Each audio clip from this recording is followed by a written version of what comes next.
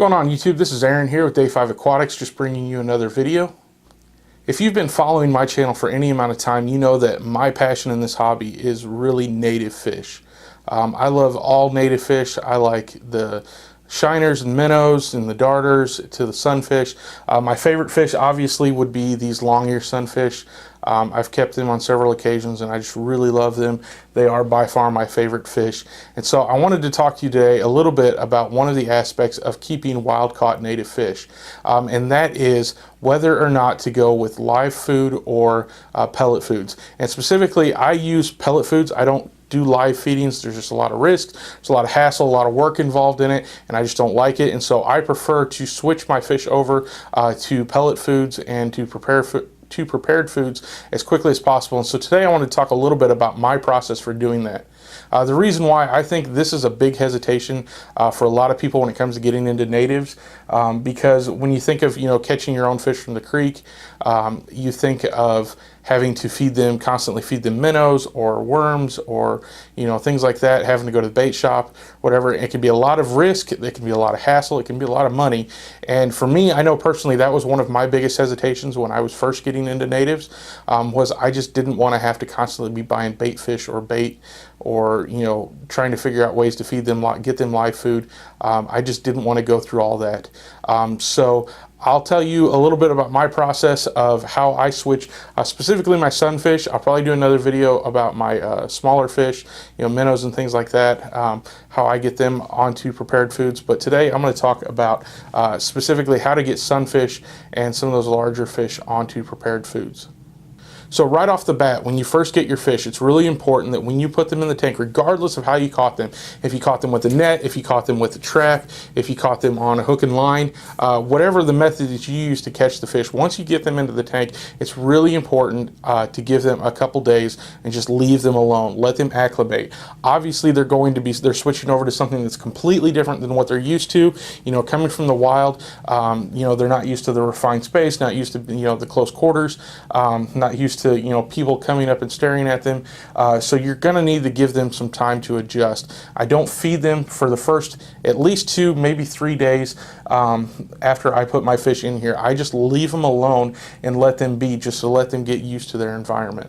Okay, so after you've given them that time to kind of acclimate and get used to the tank, and you're ready to start trying to get them to eat, first thing I do when it comes to catching my own fish or keeping wild-caught fish is I just want to make sure that I see them eat. That tells me, 1, that they have an appetite, 2, that they're adjusted well enough to start thinking about that appetite. So I want to see them eat. So I'll usually do some worms, either earthworms or wax worms. I really like wax worms because they're really easy to see. They float. It's easy for the fish to hit. They're not too big and they don't make a big mess.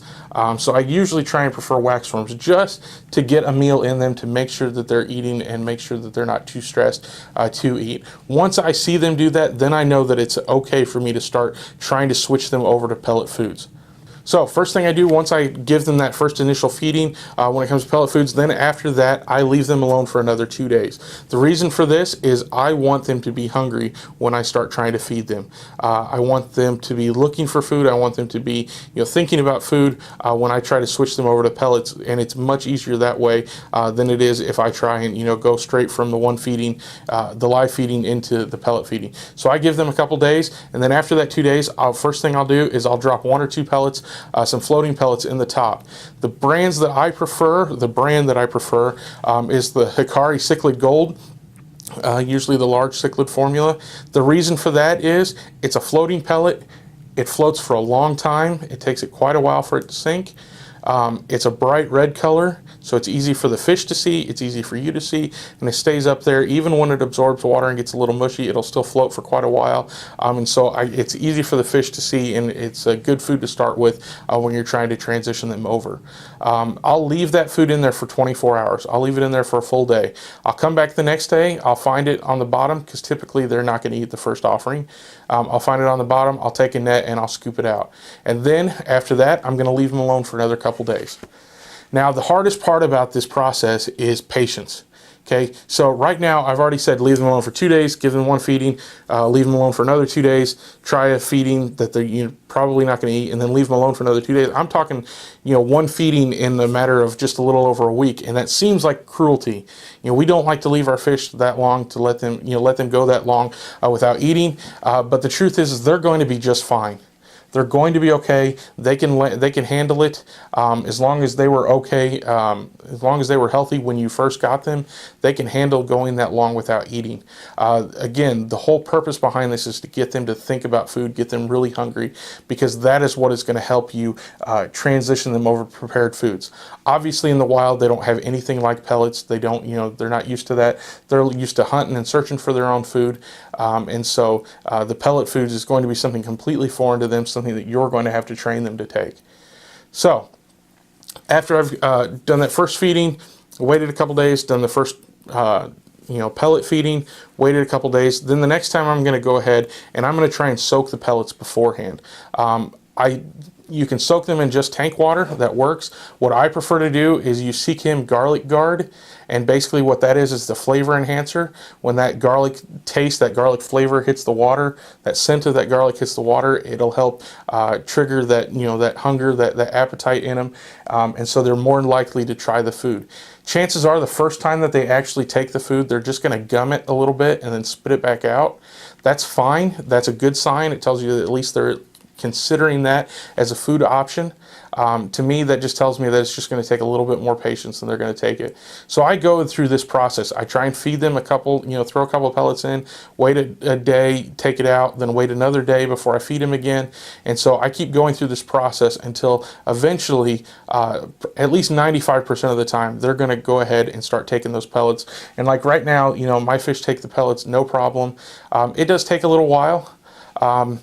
If you do have those really stubborn fish, I usually say if they go more than 2 weeks without eating anything, then I'll go ahead and give them a live feeding. Again, I'll do the wax worms or something like that, just to make sure that they're still maintaining enough energy and enough strength that they're not getting too stressed out. But I keep on this process, and it can take a couple months. Usually probably within 2 months, you're going to get most of them feeding. The fish that I've had the most trouble with would be probably like when I had warmouth. That took a little bit longer, and the reason for that being just those are fish that are ambush predators.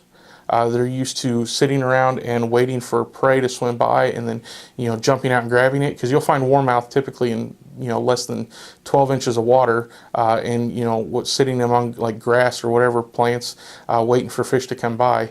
And so those ones seem to take a little bit longer and take a little bit more effort. But I did eventually have success with them. It just, again, it took a little bit longer. Now, I'll do another video here in the future on some tips and tricks for the really picky fish.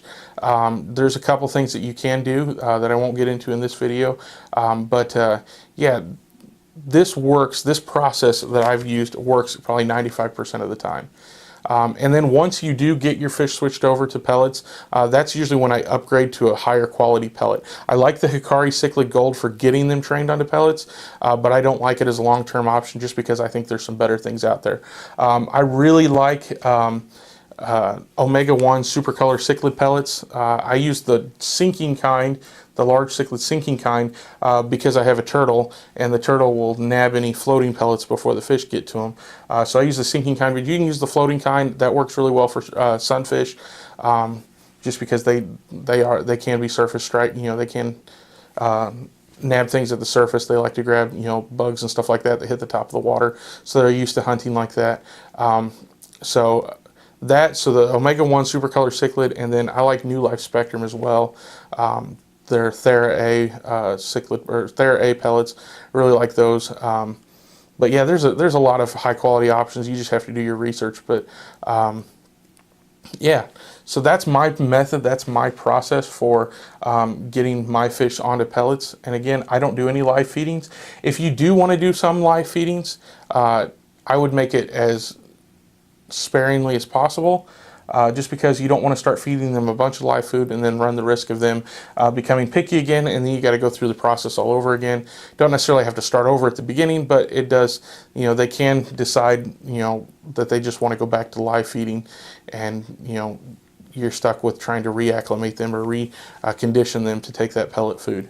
So yeah, this is my process. I'd love to hear your guys' feedback. If you got any comments, questions, if you disagree with me on any of my methods, please, let me know down in the comments below.